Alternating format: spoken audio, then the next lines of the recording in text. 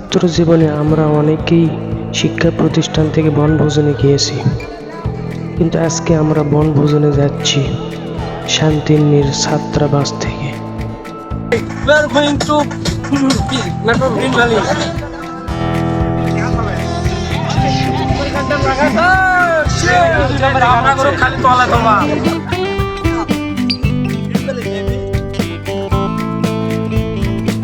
সকাল 6:45 আমাদের গাড়ি রওনা হয়ে মাঝপথে বিরতি দিয়ে 9:30 আপনারা যে স্পটটি এখন দেখতে পাচ্ছেন সেখানে পৌঁছালাম।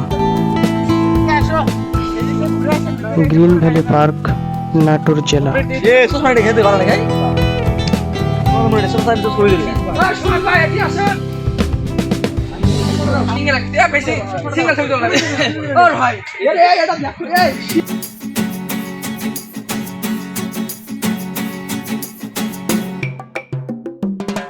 কুয়াশার চাদর জড়ানো শীতের সকাল,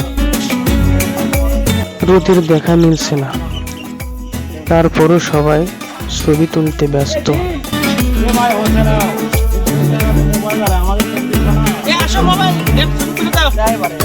প্রকৃতিতে সবকিছুরই আলাদা আলাদা কাজ আছে।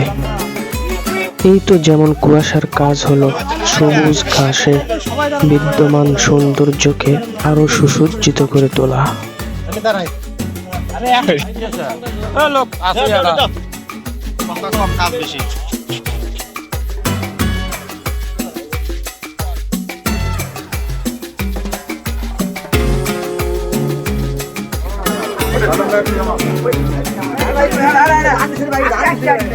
আমরা সবাই যে যার মতো ছবি তোলা নিয়ে ব্যস্ত। মনে হচ্ছে আমরা ঘুরতে নয়, ছবি তোলার জন্য এখানে এসেছি।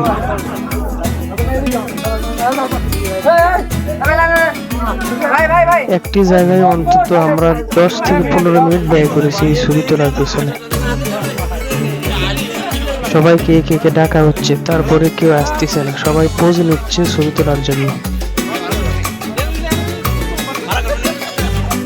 দেখা যাক কতক্ষণ আমরা এখানে থাকতে পারি।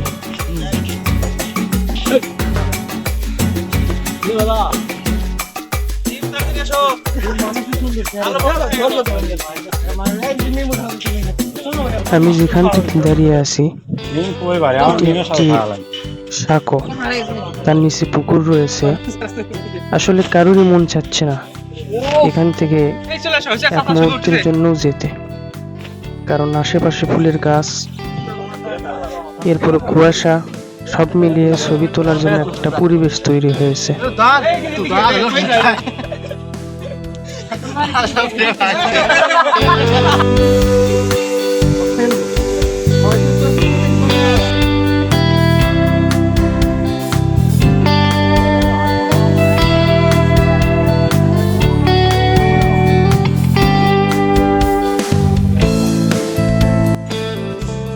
যে ভদ্রলোকটি এখন কথা বলতে বলতে চলে যাচ্ছেন, ইনি হচ্ছেন আমাদের মামুন ভাই। আমাদের মেসেই ছিলেন, কিন্তু এখন তিনি থাকেন না। জি, ছোট ভাই আমাদেরকে ক্যামেরায় বন্দি করছে স্মৃতি হিসেবে রাখবে বলে।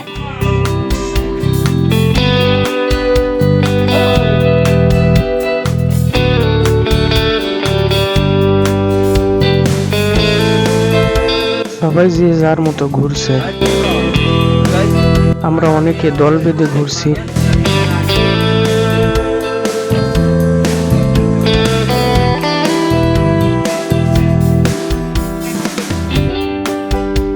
আমাদের মধ্যে অনেকেই ইতিপূর্বে গ্রিন ভ্যালি পার্কে এসেছি, এইবার আবার আসলাম। যতই পরিচিত জায়গা হোক না কেন, সবাই একসাথে ঘোরার মজাটাই আলাদা। আপনার মন যতই খারাপ হোক না কেন, তখন আপনার মনটা এমনি ভালো হয়ে যাবে যখন সবার সাথে আপনি ঘুরবেন।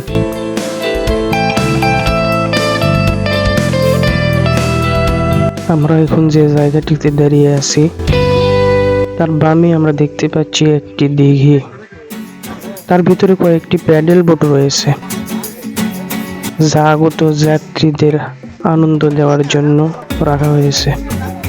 চলেন আমরা সামনে এগোতে থাকি। দিঘির ভিতরে প্যাডেল বোট চালাতে গেলে জন প্রতি 50 টাকা করে দিতে হবে, তাই প্যাডেল বোটে কেউ উঠতে চাইছে না। অবশেষে আমি, জিম, মিন ও সম্রাট প্যাডেল বোটের টিকিট কেটে প্যাডেল বোটের উপরে উঠছি। চলুন প্যাডেল বোর্ডের কিছু অভিজ্ঞতা ও আমাদের আলাপচারিতা শুনে নিই। ড্রাইভ করবে কে?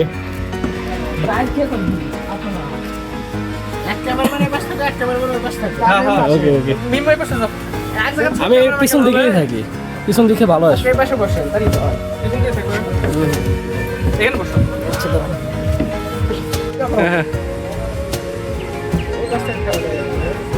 ঠিক আছে নাও। তুমি এক পা উঠি দাও, ওই এক পা গাই যা করে আপনি এটা দেন দ্রুত করে দিতে ওই দিকে যাও। ভিডিও করবো। হ্যাঁ আপনি নিচের দিকে পড়া দেন। এ সামাক দাও সরা সরা সরা। একজনে কি লাগবে, তাছাড়া হবে না। সাইড এই হ্যান্ডেলটা ভালো মতো ধরো, ওইদিকে নিয়ে যাও। কই যাচ্ছ? সাইড থেকে যাবো না। এটা সামনের দিক, তুমি ওইদিকে যাচ্ছ, পিছন দিকে যাবা, ওইদিকে যাওয়া লাগবে না। আপনি ভাই আসুন তো এদিকে। কন্ট্রোল করে দিচ্ছে না। গাই তোমার পিছে পা যাচ্ছে না। আপনি আসুন ভাই, এদিকে আপনি আসুন। ভিডিও করছে নাকি? আবার ঘুরে দিকে না পারে ওইদিকে যাচ্ছ কে? সময় 15 মিনিট। বের ভালো না, মাঝখান থেকে ওঠা আশা রাখবি না। 15 মিনিট করলে হবি না। এলে ভাষা কইও না, আবার ভিডিও করছি। আমি ভিডিও করার আমি ছবি তুলি, কিছুই বুঝিচ্ছি না। প্যাডেল বোটটি নিজেদের আয়ত্তে নিয়ে আমরা এখন এগিয়ে চলছি সামনের দিকে। আমরা লক্ষ্য করছি প্যাডেল বোট নিয়ে মামুন ভাই, আব্দুর রাজ্জাক, তুহিন, আবু বকর আসছে। দিঘির উপর থেকে দিঘির পাড়ের গাছগুলো এবং বাড়িগুলো খুব সুন্দর লাগছে। আমার পিছনে একটি ব্রিজ আমরা দেখতে পাচ্ছি। একবার সিনেমেটিকের মতো ভিডিও আসছে, মানে ব্যাকগ্রাউন্ড ব্লার হয়ে যাচ্ছে।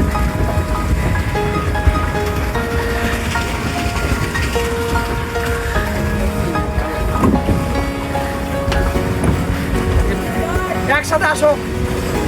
এই সম্রাট সাইড নিয়ে যায় না, মাঝখানে নিয়ে যাও। মাঝখানে নিয়ে আসে, আসার সময় মাঝখানে আসবো। ব্রিজটি দেখতে খুব সুন্দর লাগছে। দিঘির পানিতে আমরা প্যাডেল বোটটি চালিয়ে এগিয়ে চলছি।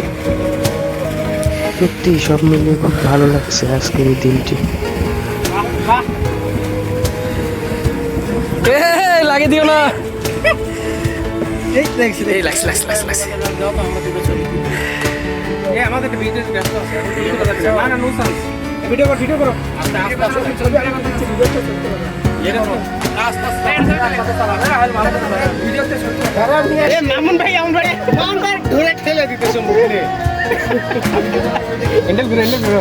হ্যান্ডেল ওইদিকে নিয়ে যান। পিছন দিকে লাগে। আপনি খেলা দিলে না মুখগুলো পিছন দিকে কিলা।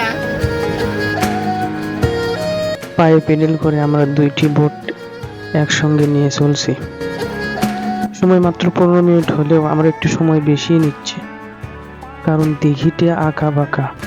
15 মিনিটের মধ্যে পায়ে পেডেল করে পুরো দিঘিটি ঘুরে আসা সম্ভব নয়। ডক্টর ভিডিও ছবি একসাথে হচ্ছে নাও, ভিডিও ছবি একসাথে হচ্ছে। আরে এইদিকে এখন একটু সময় দেই।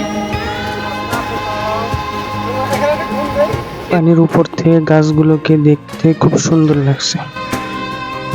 আসলে বাস্তবকে ক্যামেরায় ধারণ করলে আরো বেশি প্রাণবন্ত মনে হয়।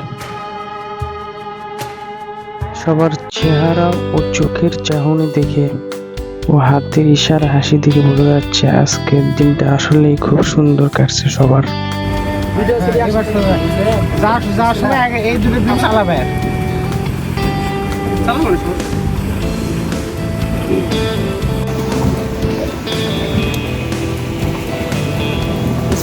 ঢাকা খাবে এদিকে দাঁড়িয়ে হবে। আসো আসো আসো। এই আমার দুদিকে নিয়ে যাবো। দেখতে দেখতে আমাদের প্যাডেল বোর্ডের সময় শেষ হয়ে গেছে। ভ্রমণ আমাদের জীবনের এক অন্যতম রোমাঞ্চকর অভিজ্ঞতা।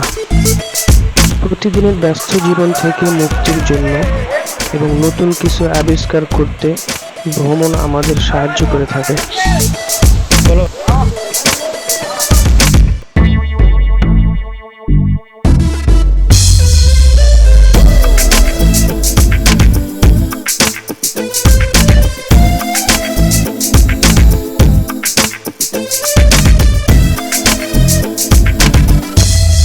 ঝর্ণাটি প্রাকৃতিক ঝর্ণা নয়, মানুষের তৈরি।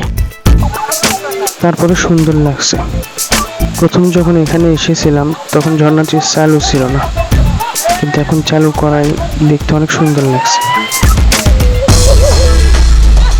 আমরা নিজেদের মতো করে আমাদের আনন্দকে উপভোগ করছি। সবাই প্রস্তুতি নিচ্ছে যে যার মতো করে ছবি তুলবে ক্যামেরায়। কেউ দাঁড়িয়ে দেখছে, কেউ পানি দিয়ে নিজেদের আনন্দ প্রকাশ করছে।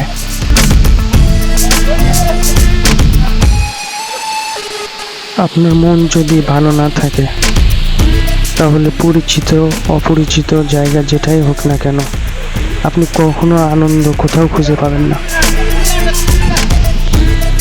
আর যদি আপনার মনটা ভালো থাকে, জায়গা যতই পরিচিত হোক না কেন তারপর আপনাকে আনন্দ দেবে। বৃষ্টি ও ঝর্ণার সংস্পর্শে মানুষের মন ও শরীর দুটোই সতেজ হয়ে যায়।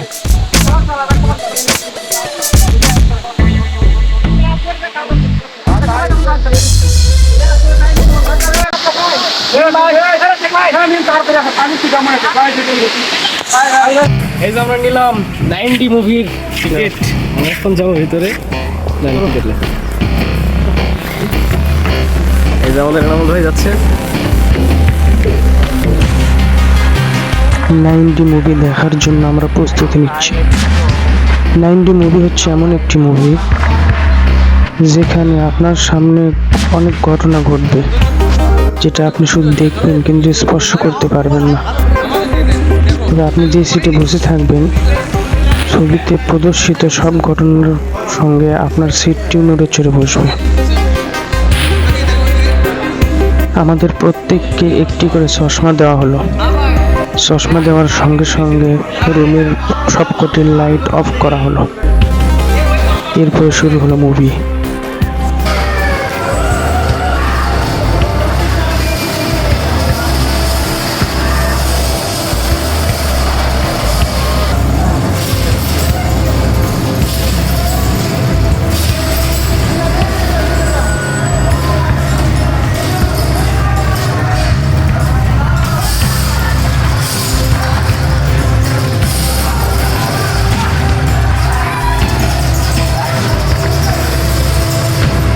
নাইনডি মুভি দেখা শেষ হলে আমরা চলে আসলাম ড্রিম ফরেস্টে। এখানে সবাই আলোচনা করছে আসলে ভিতরে ঢুকবে কি ঢুকবে না, কারণ ভিতরে রয়েছে কিছু পশু পাখি যেগুলো আমরা অন্য জায়গাতে দেখেছি। এখন আমরা টিকিট নিয়ে ভিতরে ঢুকতেছি। আমাদের সাথে থাকুন, ভিতরে আসলে কি কি পশু পাখি জীবজন্তু রয়েছে এবং মানুষের তৈরি আর কি জিনিস রয়েছে সেগুলো দেখানোর চেষ্টা করব আপনাদের। আমাদের সাথে আপনারাও এগিয়ে চলুন, সবকিছু দেখতে পাবেন ইনশাল্লাহ।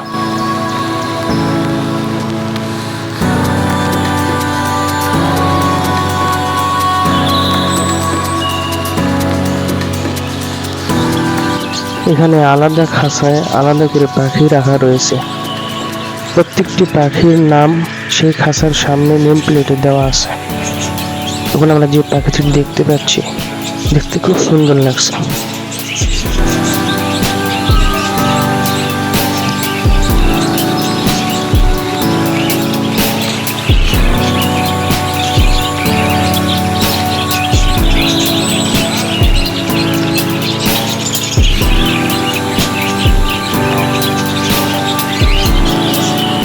আসলে মানুষের জীবন যেরকম বিচিত্রময়, কেউ সাদা, কেউ কালো, কেউ বিভিন্ন বংশের, এরকম আল্লাহ তাআলা বিভিন্ন রকমের গাছপালা পৃথিবীতে সৃষ্টি করেছেন।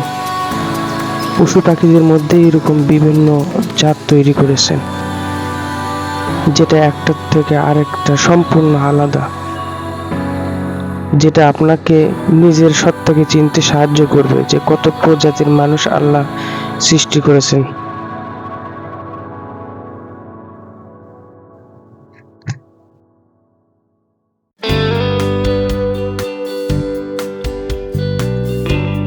আমরা খাঁচার ভেতরে কিছু সাদা খরগোশ দেখতে পাচ্ছি।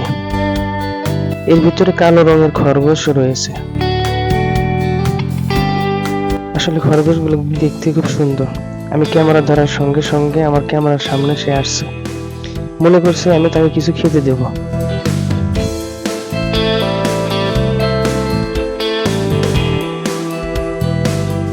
আমরা সামনে এগিয়ে চলছি। আব্দুর রাজ্জাক আসছে আমাদের সামনে, দেখা যাক সে কি বলে আমাদেরকে। হাই এভরিওয়ান, সবাই কেমন আছেন? আসসালামু আলাইকুম রাহমাতুল্লাহ। সবাই নিজের মতো করে চিড়িয়াখানা প্রদর্শন করছে। আমার ডান পাশে যে খাঁচা দেখতে পাচ্ছেন, এর ভিতরে বিভিন্ন প্রজাতির দেশি বিদেশি মুরগি রয়েছে, যেটা হয়তো আমরা অনেকেই ইতিপূর্বে দেখিনি। এটা আসলে কোন জাতের আমারও নিজেরও জানা নেই।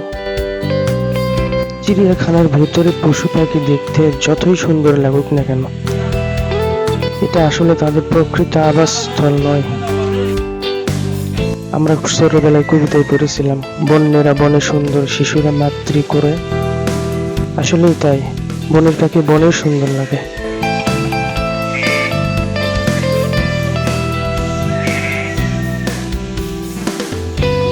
আমরা এখন যে পশুটি দেখতে পাচ্ছি, এটি হচ্ছে দুম্বা। ইতিপূর্বে হয়তো আমরা দেখেছি অনেকে, আবার অনেকেই দেখিনি, তাই আবার দেখানোর চেষ্টা করলাম।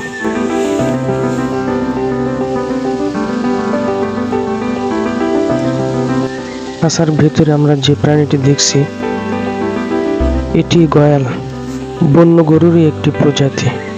এটি করডাটা পর্বের প্রাণী। বাংলাদেশের চট্টগ্রামে পাহাড়ি অঞ্চলে এটি দেখতে পাওয়া যায়। আমরা সামনে এগিয়ে চলছি, আর কি কি আছে আপনাদের দেখাবো, আমাদের সাথেই থাকুন।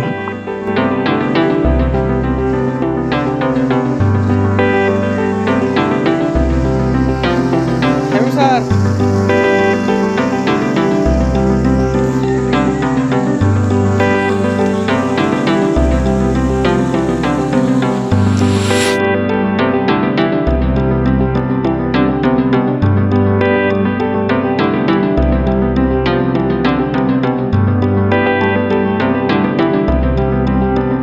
ক্যামেরার সামনে যাকে আমরা দেখতে পাচ্ছি, ইনি আমাদের বড় ভাই সাদ্দাম। খাঁচার ভিতরে পানিতে ও উপরে অনেকগুলো হাঁস দেখা যাচ্ছে। হাঁসগুলো শুধু দেশি হাঁস নয়, এখানে আমরা অনেকগুলো দেশি বিদেশি হাঁসের প্রজাতির নাম দেখতে পাচ্ছি।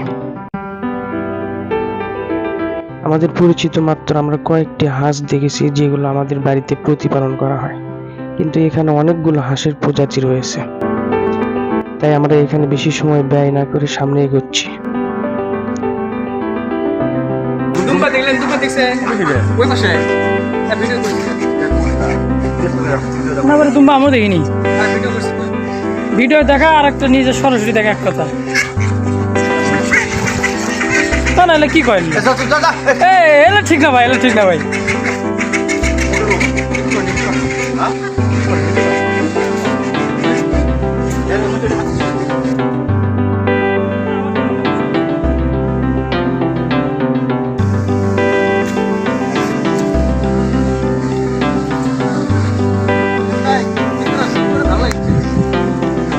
ভেতরে তো ভালো লাগে ভাই, ভালো লাগার বয়স আপনার এখন।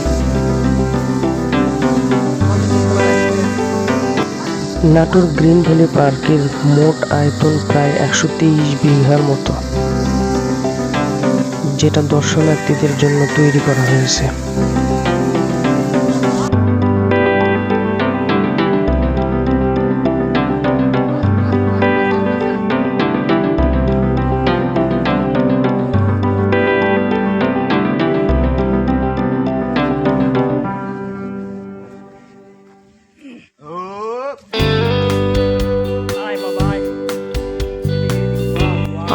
যুগে এসেও চিড়িয়াখানা আমার কাছে একটি অমানবিক বিষয় বলে মনে হয়। কারণ যে পশু পাখির থাকার কথা ছিল বনে বাজারে গাছের এই ডাল থেকে আরেক ডালে, সেই পশু পাখিকে খাঁচায় বন্দি করে মানুষের বিনোদন দেওয়ার জন্য রাখা হয়েছে। যেটা আমাদের কাছে বিনোদন মনে হচ্ছে সেটা তাদের কাছে মোটেও বিনোদনের নয়। আমরা মুখের ভাষায় প্রকাশ করতে পারি আমাদের কষ্টের কথা, বন্দি জীবনের কথা, কিন্তু তাদের মুখের কোনো ভাষা নেই, যার কারণে তাদের কষ্টের কথা আমাদের হয়তো বলতে পারে না। আমরা এখানে যেমন এসেছি মুক্ত বাতাসের খোঁজে, মনটাকে একটু আনন্দ দিতে, কিন্তু পশু পাখির এই বন্দি জীবন চিড়িয়াখানায় থাকা কখনোই আনন্দের মুক্ত বাতাসের মতো পরিবেশ তৈরি করতে পারে না। আমি পূর্বে একটি কবিতার লাইন বলেছিলাম, বন্যেরা বনে সুন্দর, শিশুরা মাতৃ করে। আসলে এই পশু পাখিকে যদি চিড়িয়াখানায় বন্দি না রেখে বনে রাখা হতো তাহলে তার সৌন্দর্য আরো বৃদ্ধি পেত।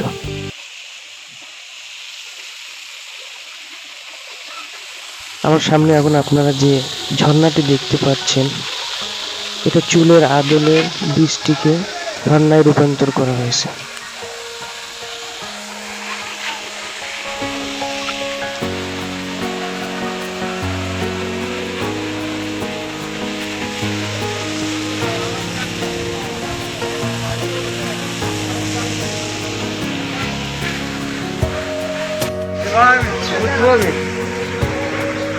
সাতটা ওই গেটের মেলা করে কি হবে আমি রুম ভিতরে মজার জায়গা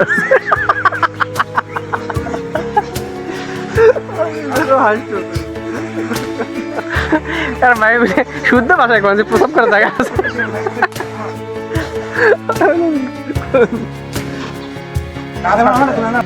শুরু থেকে নিয়ে এখন পর্যন্ত ক্যামেরার ছবি তোলা এখনো শেষ হয়নি, চলছেই ছবি তোলা।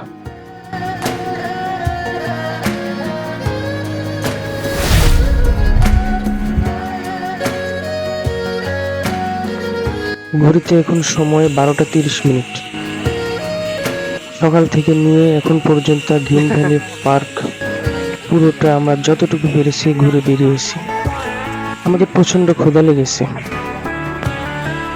তাই আমরা চলছি আমাদের গাড়ির কাছে। আমরা এখানে খাবার রান্না করে পূর্বে নিয়ে এসেছি।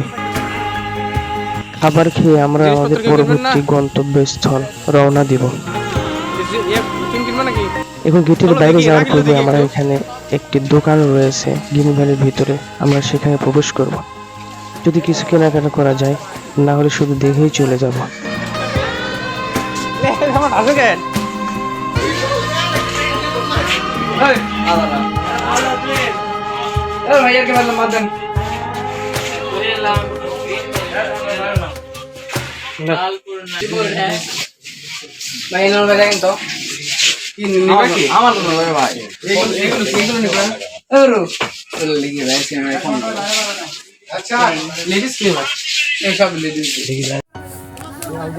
খাবারের পূর্ব প্রস্তুতি চলছে। শীতের দিন হওয়ায় আমরা যে রান্নাটি করে এসেছিলাম সেটা এখনো সেই রকমই রয়েছে, কিন্তু গরুর গোস্ত রান্না করার কারণে একটু জমে গিয়েছে। সবাই মিলে নতুন করে জ্বালানি দিয়ে খাবারটি গরম করানোর চেষ্টা করা হচ্ছে।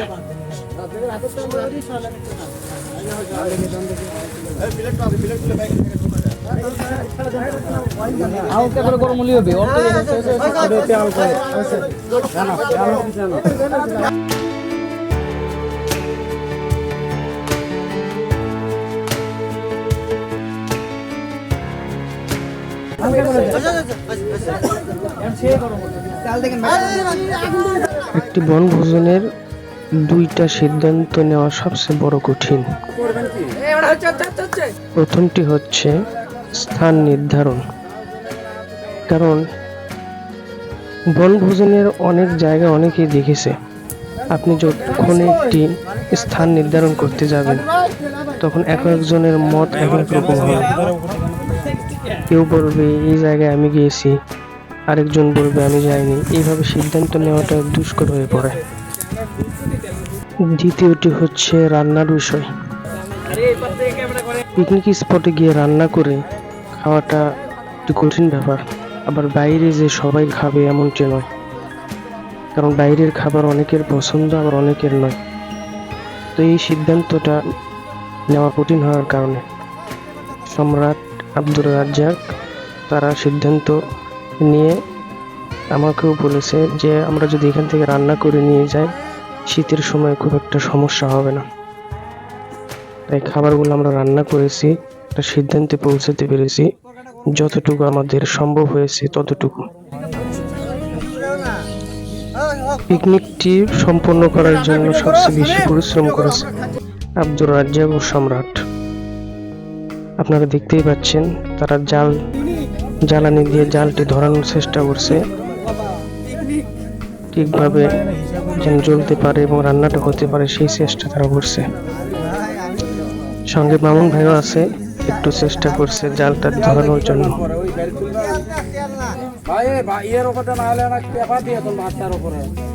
একটি বনভোজনের আয়োজন করতে গিয়ে অনেক ভুল ত্রুটি হতে পারে, আমাদেরও হয়তো ভুল ত্রুটি হয়েছে। ভুল ত্রুটি তাদেরই হয় যারা কাজ করে। আমরা 30 জন মেসের সদস্য সবাই সেখানে গিয়েছি, সবাই যে কাজ করবে এমনটি নয়, কিন্তু কাজে সহযোগিতার প্রবণতা সবার মাঝে থাকা উচিত এবং আমাদের এই বনভোজনে সেই রকমই হয়েছে। চলুন এবার খাবার গরম করা, এর মাঝে মাঝে আমাদের কিছু কথাবার্তাগুলো আমরা একটু শুনে নিই। যার হাতে প্লেয়ার থাকবে তাই সেই নিজ দায়িত্বে হয় ওই ইয়ের উমরে ফেলে দিবে, ডাস্টবিনে ফেলা দিবে। ভাই আপনি এই যে নাটোরের গ্রিন ভ্যালি যে পরিদর্শন করলেন, আপনি এ সম্পর্কে কিছু বলেন। সেই রকম মজা, আপনার কিরকম অনুভূতি? অনুভূতি কি যাচ্ছে? অনুভূতি চাইতে স্বামীন ছাড়ো কেন।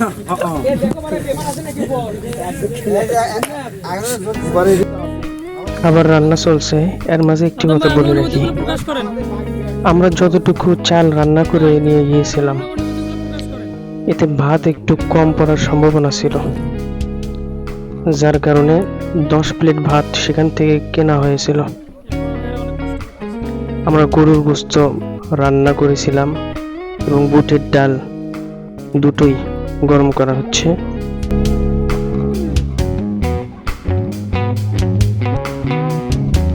খাবার গরম হয়ে গেছে অলরেডি।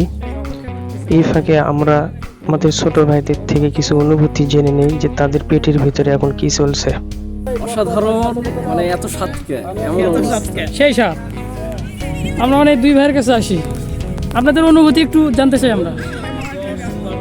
খুব ভালো অনুভূতি, ভালো ছোট ভাই, আমরা অনুভূতি জানতে চাই। ভালো আর যে আয়োজন করছেন এটা আলহামদুলিল্লাহ ভালো, তাই আরো সামনে আরো ভালো হয়।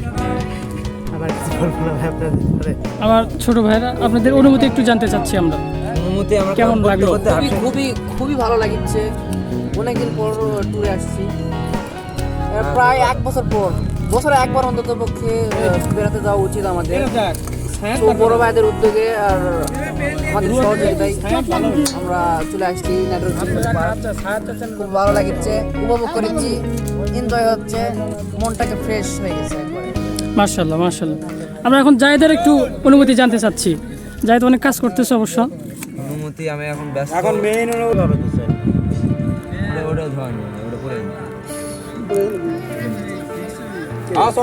আমরা ছোট ভাইয়ের অনুভূতি একটু জানতে চাচ্ছি। অনুমতি অনেক ভালো, কিন্তু ভাই আমি অনেক ক্লান্ত, সুরগুলা সুরটা হয়ে গেছে, গান বলছি। So sad. এই ছেলেটা অনেক কষ্টে আছে, একটু আমরা একটু আপনার অনুভূতি জানতে চাচ্ছি। আমার অনুভূতি অনেক খারাপ। এই গ্রিন ভ্যালি দেশে অনেক মনোরম পরিবেশে মন মুগ্ধ হয়ে গেছে। আমাদের বড় ভাই থালি বিতরণ করতেছেন। ভাই আমাকে একটা দিবেন ভাই। হ্যাঁ, থ্যাংক ইউ ভাই। আমি তো পানোই না রে। ভাই আপনার অনুভূতিটা যদি একটু প্রকাশ করতেন ছোট করে। আমার অনুভূতি এখন কেমন লাগলো? করছেন তাকে নিয়ে আমার অনুভূতি প্রকাশ করব। তিনি শারীরিক আমাদের প্রিয় প্রিয় সাইদুর ভাইয়ের থেকে একটু অনুভূতি জানতে চাচ্ছি। গ্রিন ভ্যালি পার্ক পরিদর্শন করলেন, কেমন লাগলো আপনাকে? ভালো লাগছে। ঠিক আছে, ইনশাআল্লাহ আশা করি ভালো লাগবে। আমি বল শুনতে চাই, কেন বিয়ে করো না? মাশাআল্লাহ মাশাআল্লাহ। সাইদুর ভাই কি হয়েছে? কেন বিয়ে করো না? আচ্ছা আচ্ছা, বয়স এখন অলরেডি দাঁড়িয়ে পাঁচ বছর ভাই, এটা ডেট এক্সপার্ট হয়ে গেছে। আচ্ছা আচ্ছা। প্লেট দেওয়ার পর সবাই বসে পড়েছে। এখন সবার মাঝে খাবার দেওয়া হবে, এবং পেটে যদি ক্ষুধা থাকে তখন কোনো কিছুই ভালো লাগে না।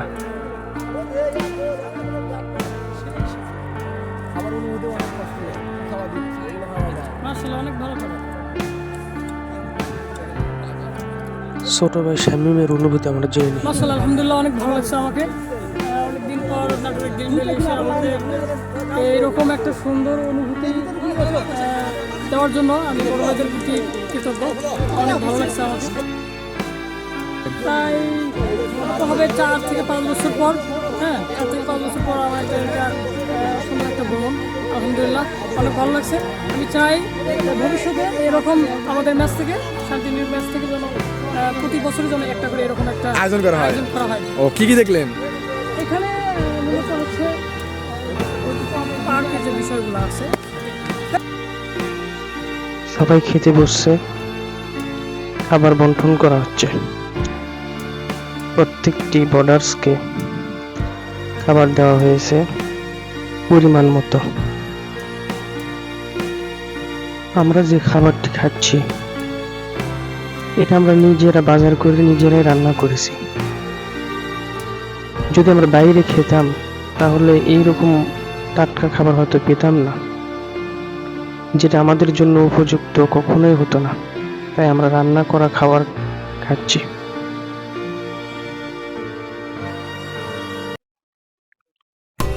খাবার খাওয়ার 1 ঘন্টা পর আমাদের আনন্দ ভ্রমণের দ্বিতীয় স্থান নাটোরের রাজবাড়িতে আমরা ছুটে চলেছি। আমাদের সাথেই থাকুন।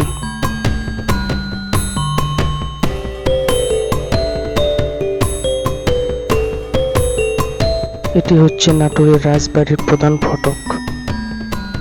আমরা সবাই ফটক দিয়ে ভিতরে প্রবেশ করছি।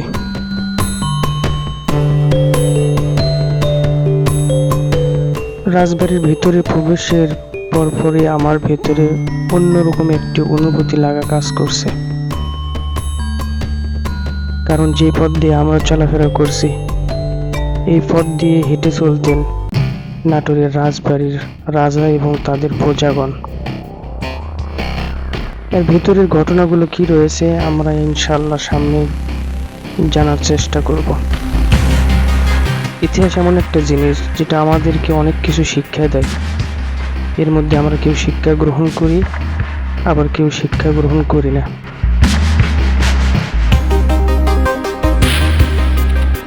আমার বামে একটি ছোট তরফ দেখতে পাচ্ছি। আমরা ছুটে চলেছি রাজবাড়ির ভিতরে,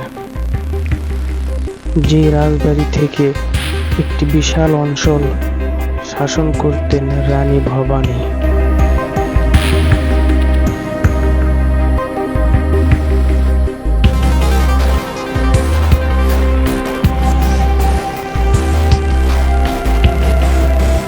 নাটোর রাজবাড়ি বলতে মূলত রানী ভবানীর এই প্রাসাদটিকে বোঝানো হয়েছে।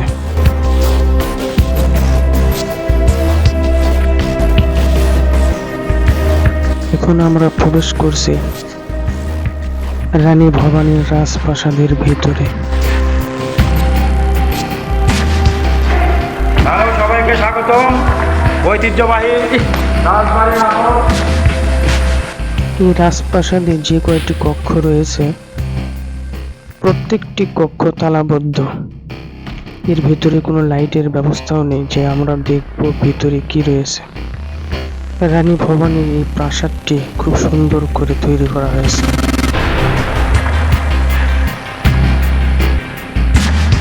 নাটোর রাজবাড়ি প্রতিষ্ঠা হয় 1706 থেকে 1710 সালে 18 শতকে। 1706 সালে রাজা রামজীবন চৌধুরী নাটোর রাজবংশের প্রথম রাজা হিসেবে প্রতিষ্ঠা লাভ করেন। 1730 সালে রানী ভবানীর সাথে রাজা রাম জীবনের দত্তক পুত্র রামকান্তের বিয়ে হয়। 1734 সালে রাজা রাম জীবনের মৃত্যুর পর রামকান্ত হয়ে ওঠেন নাটোরের রাজা।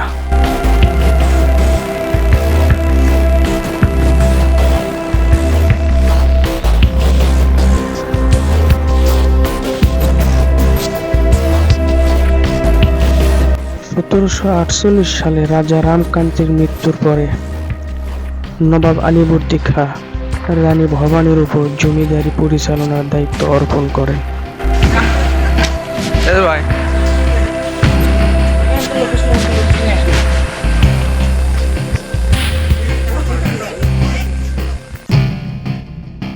রানী ভবানী এই রাজপ্রাসাদে বসে অর্ধবঙ্গ শাসন করতেন।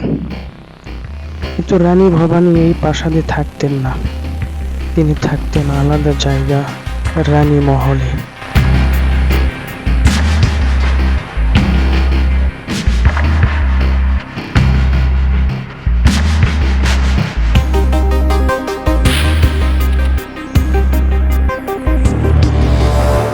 আমরা এখন চলছি রানী ভবানীর রাজপ্রাসাদের পেছনের অংশে। অনেকের কাছে এই প্রাসাদগুলো শুধু ইটের তৈরি বাড়ি বলেই মনে হবে, কিন্তু আপনি যদি জ্ঞান পিপাসু একজন মানুষ হন, তাহলে এই ইটের তৈরি প্রাসাদের ভিতরে আপনি অনেক কিছু খুঁজে পাবেন, যেটা আপনাকে ইতিহাসকে জানতে সাহায্য করবে।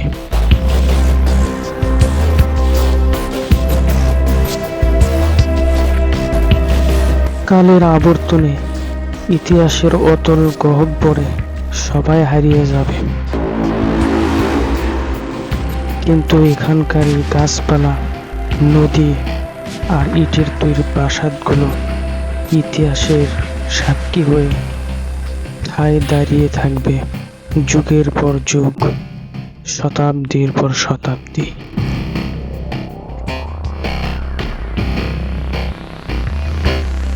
কিন্তু আমার মতো অনেক আগন্তুক ক্ষণিকের জন্য এই রাজপ্রাসাদে আসবে, আবার চলে যাবে।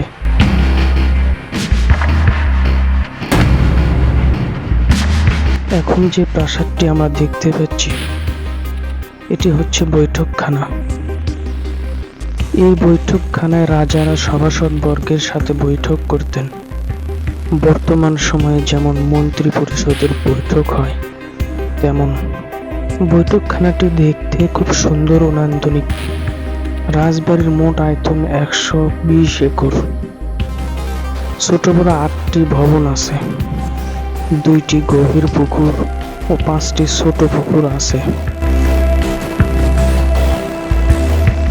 এখন আমরা যেটি দেখতে পাচ্ছি, এটি হচ্ছে রানী ভবানী মুক্ত মঞ্চ।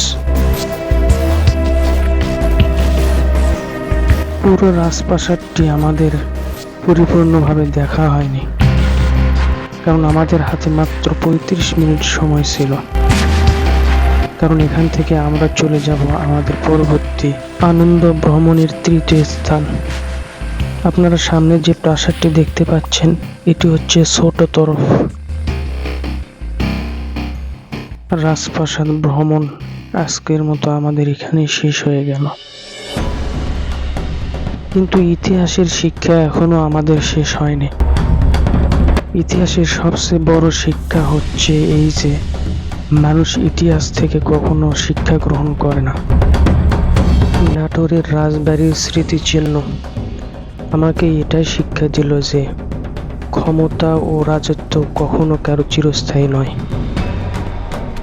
ভ্রমণের মাধ্যমে আমরা যে শিক্ষা অর্জন করি তা কোনো বইয়ে পাওয়া যায় না।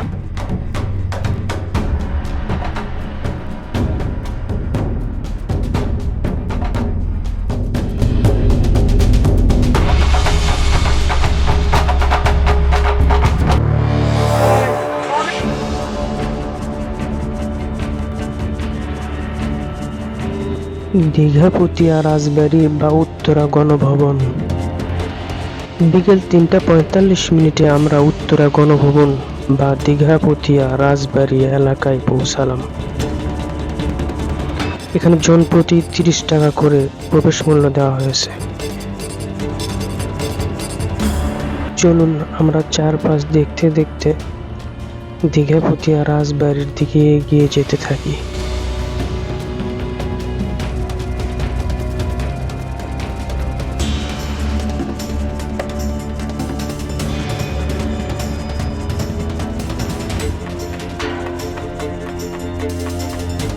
প্রবেশ পথ ধরে আমরা সামনে এগিয়ে চলছি।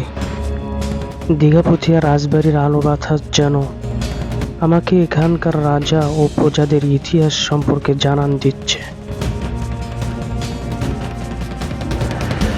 যে ভবনটি আমরা দেখতে পাচ্ছি, রাজাদের সময়ে এটি বন্দিশালা বা গারদ হিসেবে ব্যবহৃত হতো। এই বন্দিশালা থেকে কিছু পথ হাঁটলেই দেখা মিলবে ইংরেজি অক্ষরের আদলে নির্মিত একটি স্থাপনা, যেটি হলো মূল প্রাসাদ।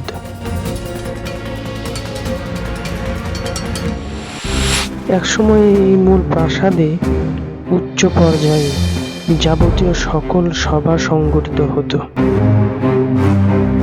দীঘাপতিয়া রাজবংশের প্রতিষ্ঠাতা রাজা দয়ারাম রায় ছিলেন নাটোর রাজ্যের রাজা রামজীবনের একজন দেওয়ান। রানী ভবানী দয়ারামের উপর সন্তুষ্ট হয়ে দীঘাপতিয়া পরগনা উপহার হিসেবে দেন।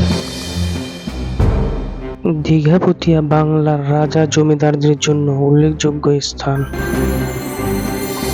তখনকার রাজা ও জমিদাররা কতটা শান শৌকতওয়ালা ছিলেন তা এখানকার স্থাপনাগুলো দেখলেই আপনি বুঝতে পারবেন।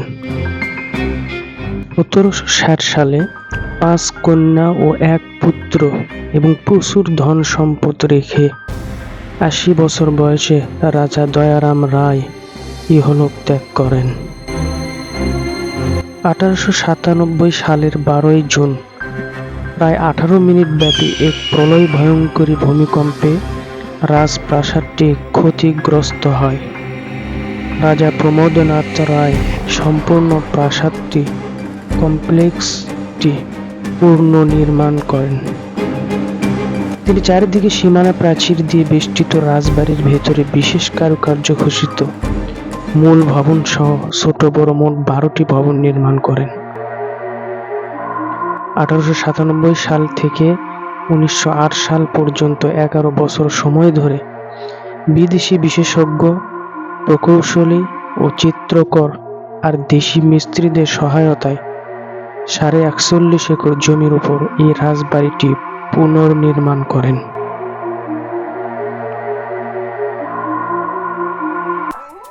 এখন আমরা প্রবেশ করব উত্তরা গণভবনের সংগ্রহশালায়।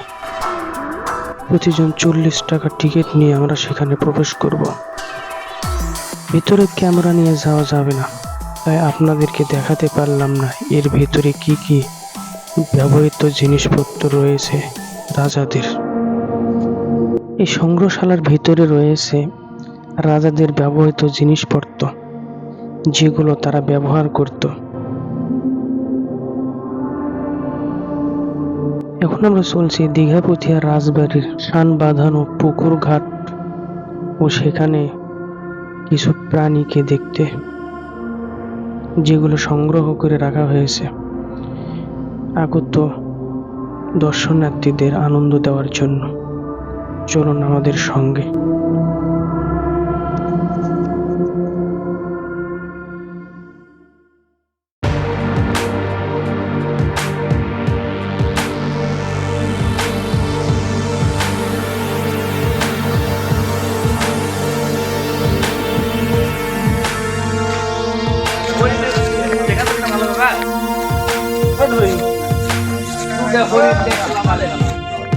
ভালো ভিডিও করেন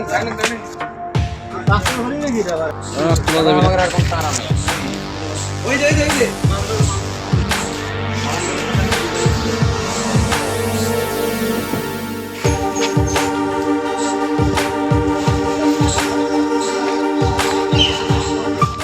দীঘাপতিয়া রাজবাড়ি বা উত্তরা গণভবন আমরা যতটুকু পেরেছি দেখার চেষ্টা করেছি। উত্তরা গণভবন চত্বরে গোলপুকুর, পদ্মপুকুর, শ্যামসাগর, কাচারি পুকুর, কালীপুকুর, কেষ্টজির পুকুর নামে 6টি পুকুর রয়েছে।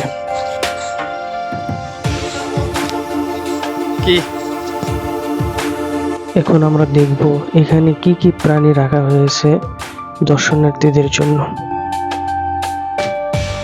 আমরা খাঁচার ভিতরে দেখতে পাচ্ছি একটা সুন্দর ময়ূর পাখি। আমরা ছোটবেলায় পড়েছিলাম ময়ূর যখন পেখম মেলে তখন সেটাকে দেখতে খুব সুন্দর লাগে, কিন্তু আমরা যতক্ষণ সেখানে ছিলাম ময়ূর একবারের জন্য তার পেখমটি মেলেনি।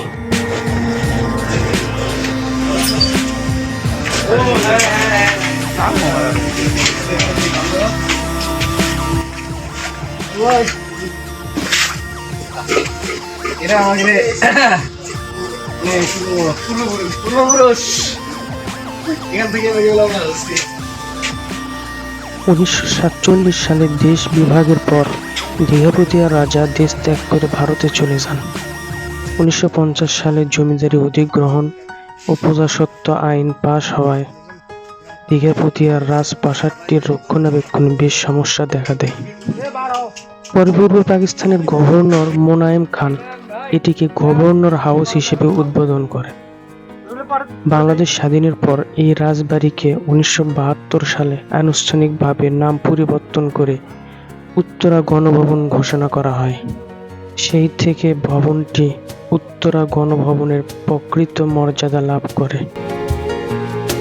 আজকে আমি বিদায় নিচ্ছি, কিন্তু এই বিদায় মানে শেষ নয়। এটি হলো একটি অধ্যায়ের পরিসমাপ্তি এবং নতুন শুরু। আবার দেখা হবে শান্তির নীড়ের নতুন কোনো আয়োজন ও ভ্রমণে। সবাই ভালো থাকবেন। আল্লাহ হাফেজ।